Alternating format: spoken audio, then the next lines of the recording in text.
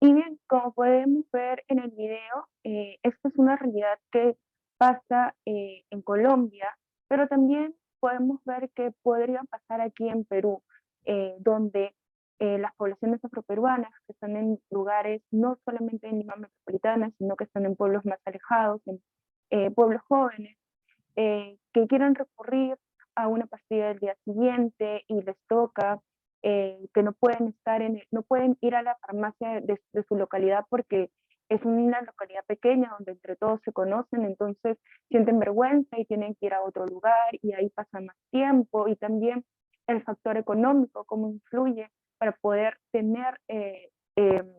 poder acceder a esta pastilla del día siguiente, ¿no? Entonces, en este video se resume mucho cuáles son todas las situaciones por las que pasa una mujer, en este caso en la realidad colombiana, para poder hacerse un aborto, que inclusive tuvo que llegar hasta un juez.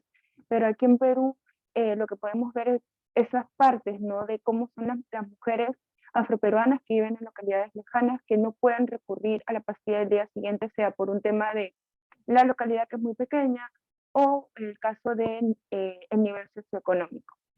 Y bien, vamos a pasar a la siguiente diapositiva, donde vamos a hablar sobre los datos relevantes acerca del aborto en el Perú.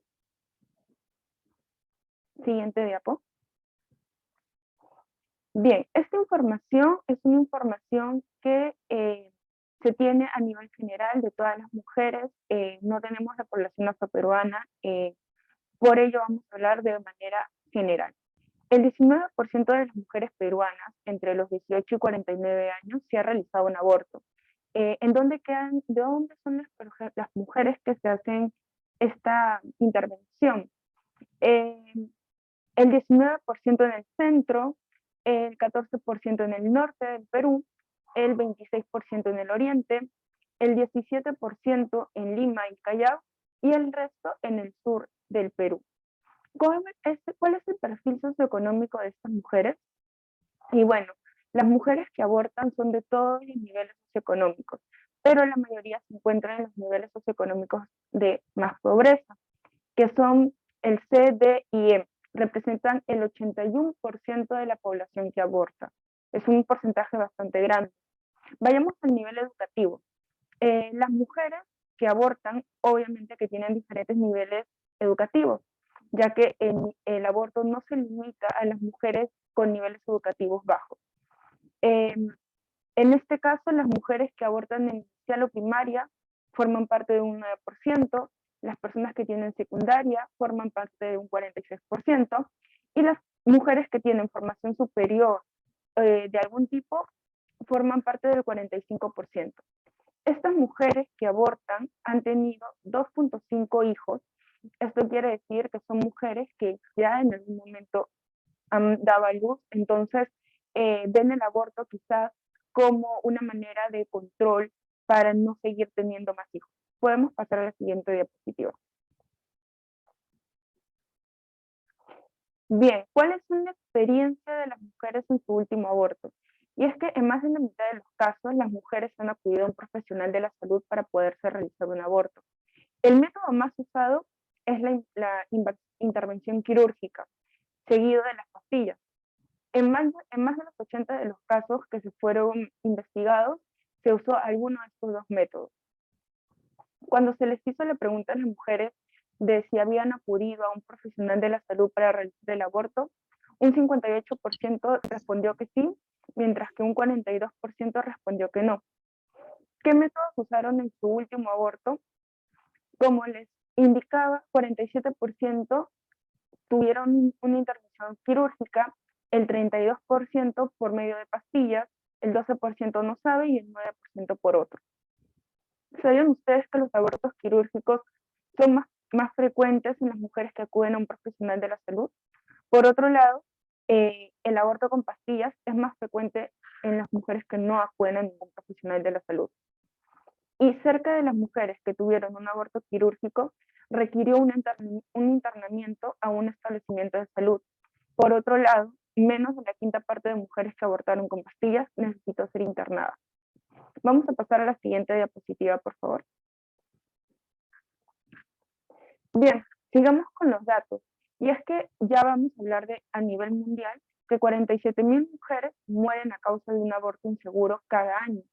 Y millones sufren lesiones graves que a menudo son permanentes. Las adolescentes y mujeres jóvenes se ven afectadas de manera desproporcionada. Y aquí podemos ver una gráfica de aborto inseguro por edad, ¿no? Donde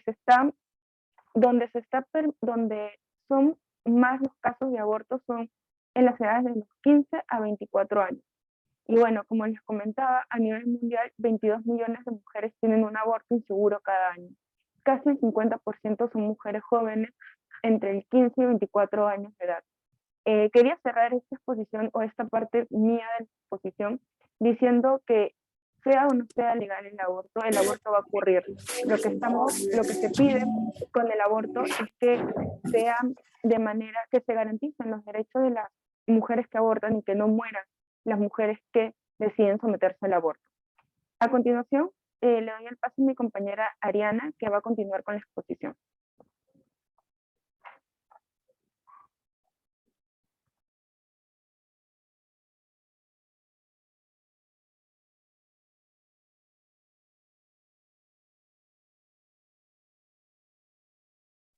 Adelante, Ariana, te escuchamos. Sí, puedes prender tu audio y tu cámara, por favor.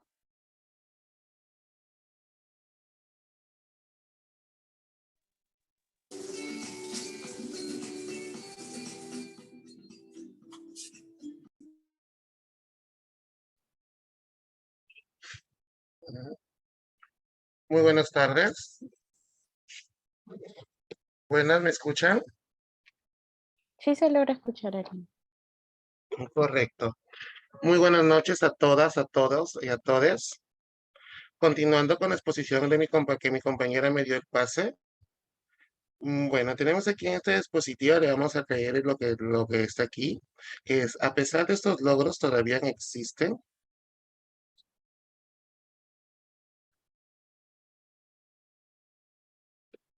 Un momento. A pesar de estos logros, todavía existen muchas dificultades. Las leyes y las normas sociales discriminatorias continúan siendo generalizadas. Las mujeres siguen estando representadas a todos los niveles de liderazgo político. Una de cada 5 mujeres y niñas entre 15 y 49 años afirma haber sufrido violencia sexual o física a manos de una pareja íntima en el periodo de 12 meses.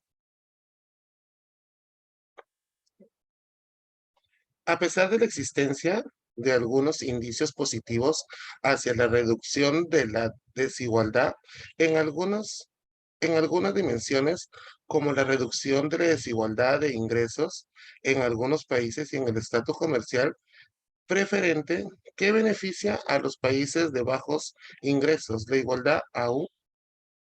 la desigualdad aún continúa.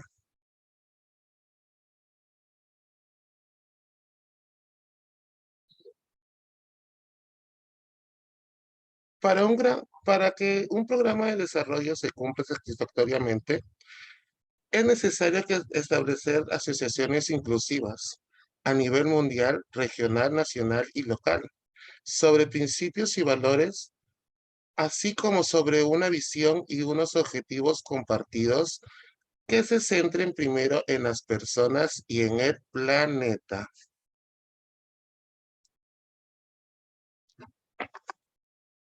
La premisa, la premisa de no dejar a nadie atrás, que enarbola uno de los objetivos de desarrollo sostenible, implica encaminar los esfuerzos hacia una verdadera igualdad de oportunidades inconcesible sin políticas públicas que favorezcan el acceso a la salud sexual y reproductiva y a la salud sexual integral.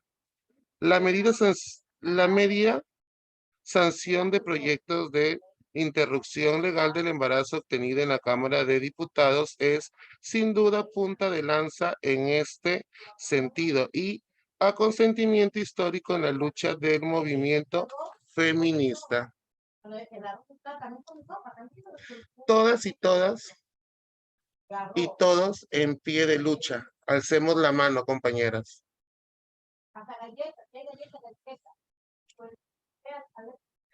En septiembre y durante todo el año es sagrado y es justo y es necesario decidir por nuestros derechos sexuales. Nunca nos dejemos humillar por ninguno y siempre alcemos la voz. Muchas gracias. Le doy el pase a mi compañera.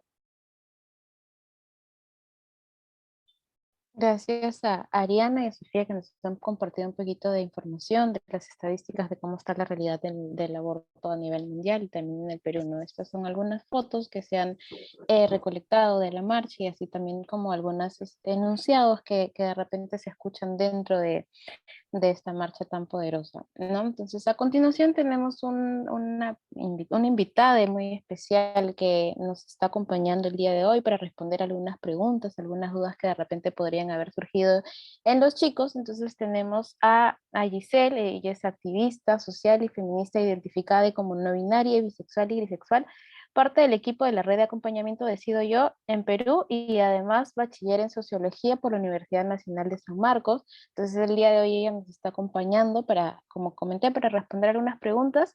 Les doy el pase a Ana, quien va a ser quien va a guiar la entrevista. Muchas gracias.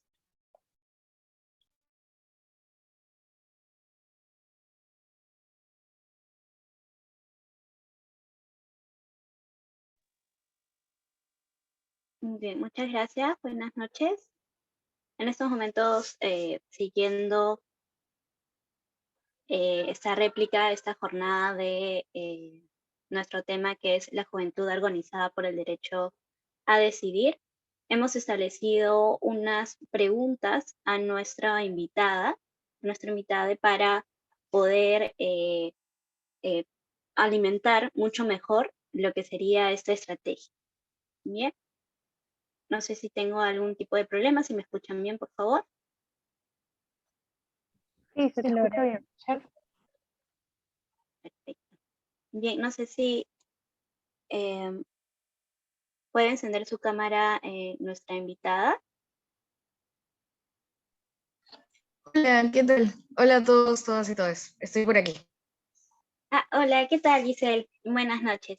Bien, en estos momentos, como mencionaba, vamos a tener unas pequeñas preguntas para ir alimentando, como mencionaba, este tema tan primordial para nosotros y sobre todo en este contexto que fue justamente ayer, como lo mencionó Marcia, día miércoles 28, el Día Regional de la Despenalización del Aborto en América Latina y el Caribe. Las preguntas que hemos desarrollado, en primer lugar, ¿existe alguna red de apoyo para niñas, adolescentes embarazadas producto de una violación sexual? En Perú no existe, hasta donde tengo conocimiento, una red especializada en esto, pero desde espacios de sociedad civil se les trata de brindar el apoyo, pero es algo voluntario que nace por parte de activistas, de colectivas, otros espacios más institucionales donde se trata de brindar algún tipo de apoyo, pero que está enfocado más que nada en situaciones de violencia son los centros de emergencia mujer, la línea 100, que están enmarcados en el programa Aurora del Ministerio de la Mujer y Poblaciones Vulnerables.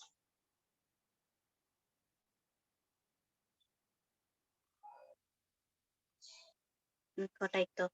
Y bueno, esta estrategia del tanto de sociedad civil, de organizaciones, ¿hay algo de repente que se puede plantear para lograr esta reducción de incidencia de violación sexual durante la niñez y la adolescencia?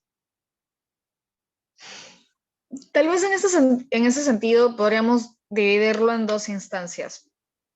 Por un lado, desde la sociedad civil, lo que podemos hacer, o lo que venimos haciendo, mejor dicho, es toda la parte de sensibilización y denuncia. Porque si bien en áreas institucionales o desde el ministerio y otras instancias gubernamentales existen planes, existen políticas, existen normativas, estas no se cumplen a cabalidad. Entonces, es importante que desde la sociedad civil sigamos haciendo esta lucha o este esfuerzo por exigir que se cumplan, por exigir que la prevención realmente sea un eje central para abordar esta problemática. Porque en estadísticas del año 2020, Defensoría del Pueblo estimaba que el 70% del total de denuncias por casos de abuso sexual habían sido menores de edad, menores de 18 o incluso de 14 años. Y en un estado de emergencia como el que estábamos, donde estas infancias estaban exclusivamente en casa, nos hace ver que el lugar donde más protegidas debían estar fue el lugar donde estaban en riesgo.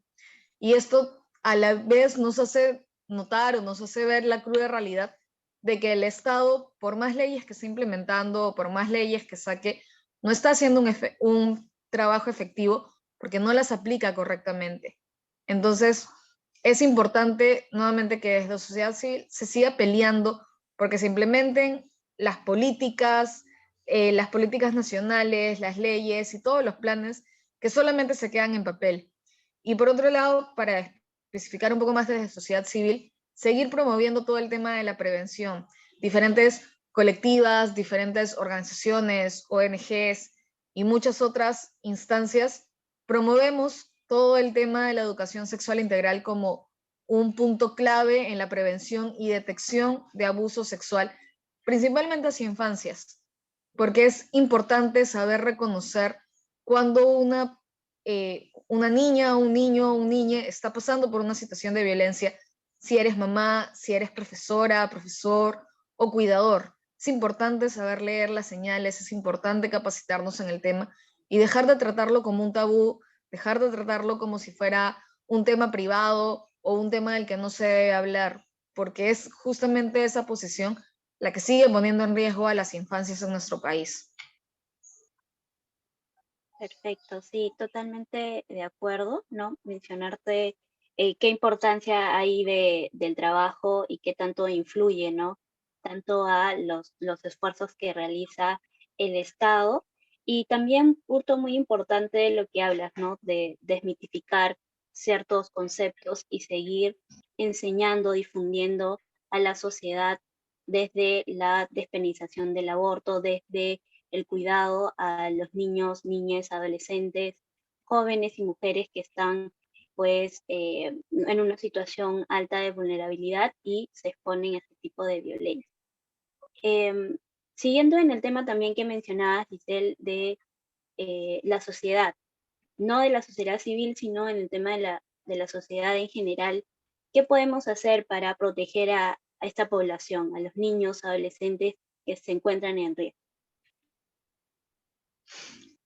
En primera instancia, informarnos, capacitarnos, porque es básico que como si vamos a asumir una tarea de cuidado, seamos o no quienes han maternado o paternado a estas infancias, tengamos los conocimientos necesarios para poder detectar a tiempo cuándo se puede presentar una situación de violencia o cuándo se está presentando y cómo actuar ante ella. Porque no es necesario, digamos, que pertenezcas a una ONG, a una colectiva o que trabajes en el Ministerio de la Mujer para poder conocer este tipo de temas y poder acceder a espacios donde hacer las denuncias. Pero es importante conocerlas porque si bien, y recalco nuevamente este punto, desde el Perú tenemos un marco legal.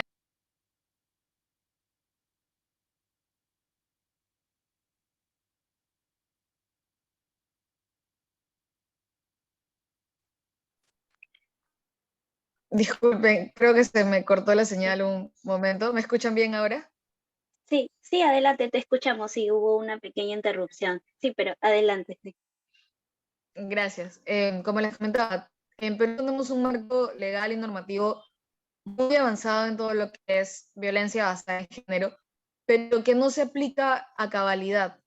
Entonces, es importante que el Estado siga avanzando en ese sentido, siga aplicando correctamente y siga capacitando a su personal para que esa información sea replicada a sociedad, a como tú comentas, al ciudadano o ciudadana de pie, no que necesariamente esté ligado a algún tipo de movimiento o algún tipo de organización, sino que esa información también llegue a las personas que están en contacto más directo con las infancias, con las adolescencias, que son, por ejemplo, profesores, profesoras, cuidadores. Es importante también que tomen un rol activo en ese sentido y que nos enfoquemos en la prevención, porque es justamente el principal objetivo cuando hablamos de ese tipo de situaciones, además de si el caso ya se dio, que accedan a justicia y que accedan al acompañamiento psicológico que requieren, lo principal.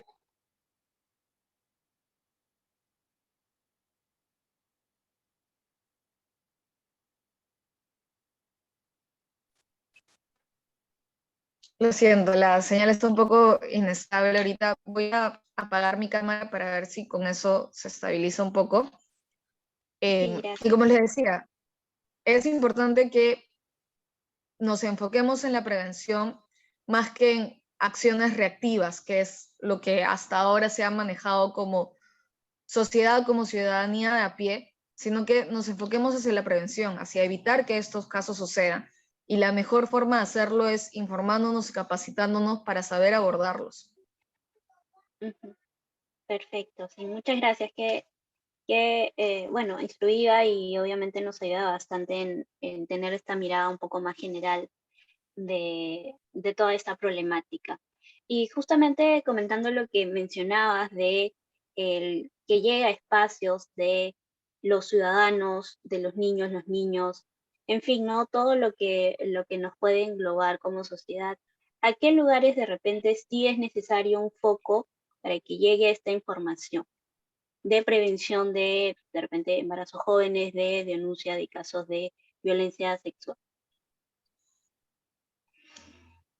los lugares o las personas que están más en contacto con las infancias y las adolescencias, es decir, los colegios pueden ser un principal foco de atención o un punto de partida a donde llegar con esta información y que luego sea replicada de forma efectiva hacia padres y madres de familia. Porque, por ejemplo, actualmente existen modelos como las escuelas de padres o charlas que diferentes colegios hacen, pero en su mayoría son por iniciativa propia. O si se realizan, no se realizan de forma efectiva. O lamentablemente muchas de las personas que asisten a dar este tipo de charlas o este tipo de información suelen hacerlo desde el sesgo, desde el tabú, y no son personas que tengan la capacidad de poder llevar o abordar esos temas con un enfoque de género, con un enfoque de derechos, con un enfoque de prevención.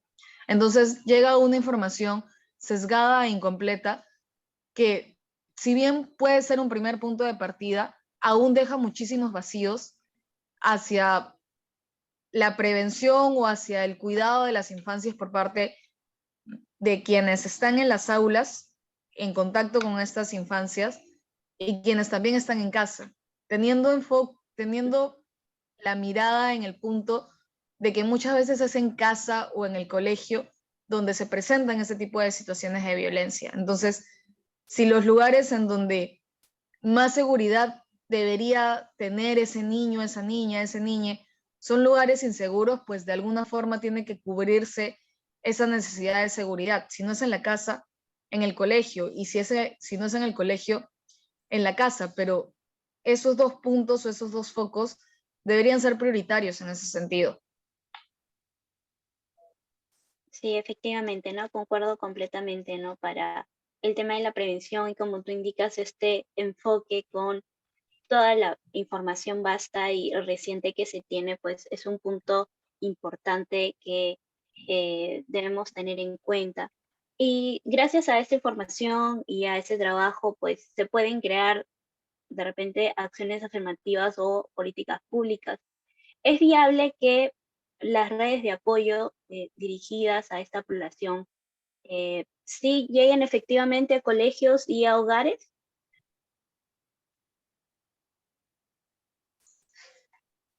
Discúlpame, creo que se entrecortó en la última parte de la pregunta. Ay, disculpa. Ahora, ¿me escuchas mejor? Bueno, sí, justamente comentándote lo que estábamos entablando de la creación de esta información en programas de repente educativos o de difusión de información. La creación de políticas públicas también de parte al menos del Estado contribuiría a acciones dirigidas a la población de la que hablamos, ¿no? Niños, niñas, niñas, adolescentes y jóvenes que pasan por esta situación. Eh, ¿Realmente llegaría, es viable que lleguen a estos espacios escolares, a espacios de repente de hogares que cuente con esta información? Sí, definitivamente. El objetivo principal de una política pública es satisfacer las necesidades de la población hacia la que va dirigida. Y en ese sentido, una política pública realizada de forma eficiente, que contemple la interseccionalidad del enfoque de género, del enfoque intercultural, del enfoque de derechos, debería poder cumplirla. Pero ¿cuál es la realidad en nuestro país y específicamente en este gobierno, en este ejecutivo, en este Congreso? Es que no hay la voluntad política o la capacitación técnica para poder cumplir con este objetivo. Porque vemos un Congreso que presenta proyectos de ley que ponen en riesgo justamente la vida de las infancias y las adolescencias, como el PL 904, el PL 1520, el PL 785, que ponen en riesgo derechos fundamentales para esta población y que los empujan o les empujan a situaciones de riesgo. Entonces, si bien el papel lo puede aguantar todo y se pueden generar 1000 políticas, 1000 estrategias y todo lo demás, si no se cuenta con la voluntad política y con el personal capacitado técnicamente para llevarlas a cabo, vamos a terminar acumulando un montón de leyes como lo venimos haciendo, sin que haya un verdadero cambio porque no se aplican de forma efectiva. Ujú.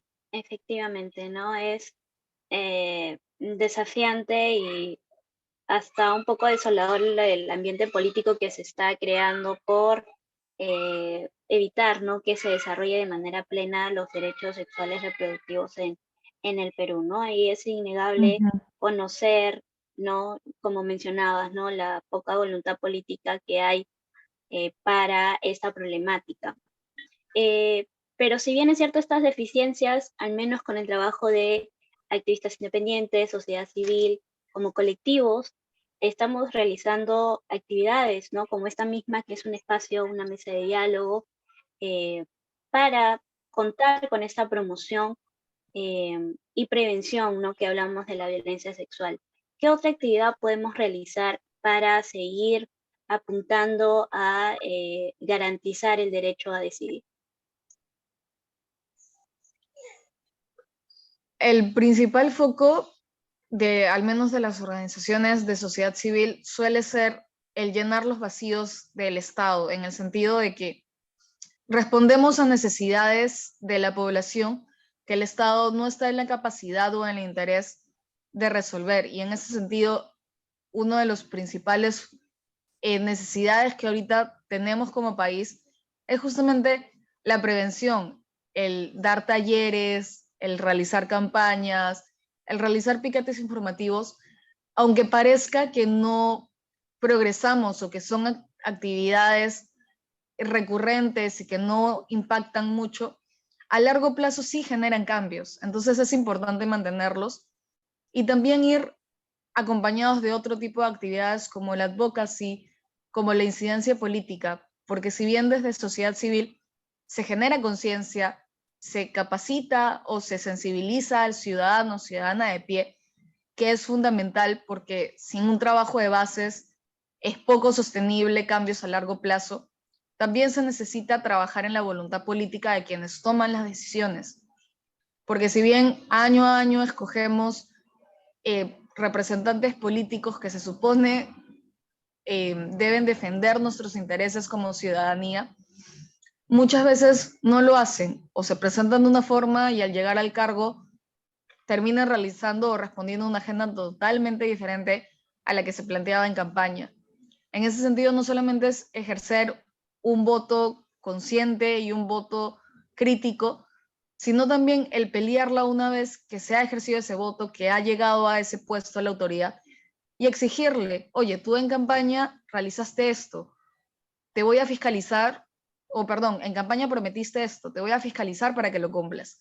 Esa es una labor que también tiene que hacer una ciudadanía activa y que para eso también se necesita capacitar a jóvenes, capacitar a la población en general para poder cumplir ese tipo de, o utilizar los mecanismos de participación ciudadana que tenemos, pero que por X motivos, entre ellos la falta de información, de capacitación y de tiempo libre para poder dedicarla a esas actividades, no siempre se llevan a la realidad. Entonces, por un lado tenemos que continuar e seguir impulsando el trabajo de sensibilización y trabajo de bases que ya realizamos, acompañado de advocacy o incidencia política para lograr esa voluntad en tomadores y tomadoras de decisiones. Perfecto, sí. Muchas gracias, Giselle. Creo que sí, me quedaría con esos dos puntos que mencionas, ¿no? Tener siempre esta voluntad de como ciudadano contar con un país más justo, por más idealista que suene, y por otro lado, permanecer vigilante ante los puestos de toma de decisiones. Bueno, si tuvieras de repente algún comentario adicional, nos lo puedes comentar en estos momentos. Este ya fue las preguntas que como grupo queríamos realizar.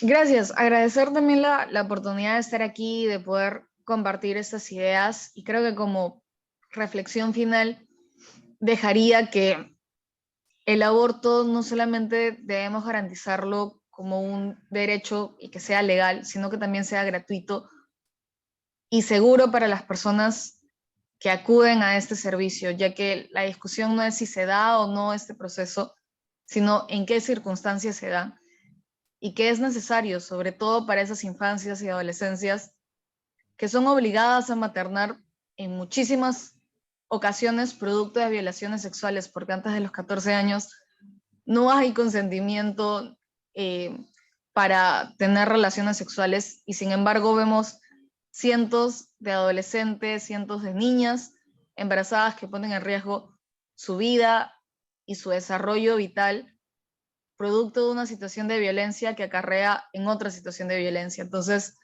seguir peleando por ellas, por ellos que tal vez en estos momentos no puedan hacerlo, pero que en un futuro también podrían sumarse a esta lucha que venimos impulsando hace mucho. Así que gracias también. No, más bien gracias por tu reflexión final. En estos momentos tenemos un breve también espacio de reflexión. A los participantes, si tuvieran de repente alguna pregunta, también algún comentario, lo pudieran realizar en estos momentos. Muchas gracias de nuevo, Giselle, por tu compañía, por tu reflexión y además por el trabajo que vienes realizando. A ustedes, gracias. Gracias.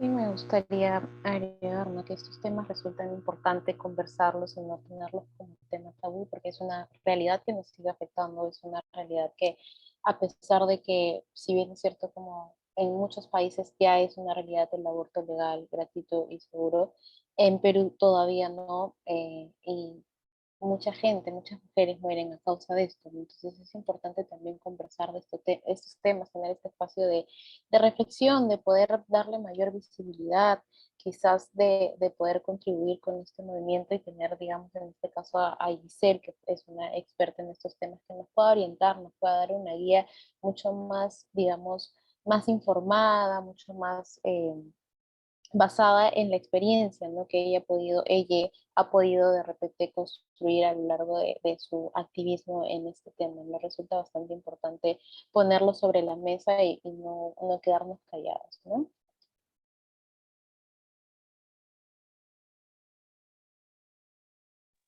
Gracias, Marcia, por la reflexión también. No destacar siempre, a pesar de los obstáculos, pues siempre se tiene que haber un momento de reflexión, difusión de información y pues información correcta también creo que es importante. Eh, Creo que podríamos dar finalizada la sesión si es que no hay algún otro tipo de pregunta o comentario. ¿Sí? Sí, me parece que sí. Nuevamente agradecerle a Giselle por su tiempo, por su disposición, por no brindarnos un poquito de su tiempo en estos días que a veces son un poco agitados y de repente tenemos muchas actividades, por hacer un espacio para nosotros y poder estar aquí, quizás invitarla a una próxima réplica que pueda estar presente para seguir informándonos, seguir aprendiendo un poquito más de todo este tema tan importante para nosotros, para nosotras, para nosotros. Y agradecerle también a los chicos que han podido sacar adelante el día de hoy la réplica. Muchas gracias por su tiempo, por estar aquí. Y ya nos estaremos encontrando en una siguiente oportunidad. Muchas gracias. Gracias nuevamente.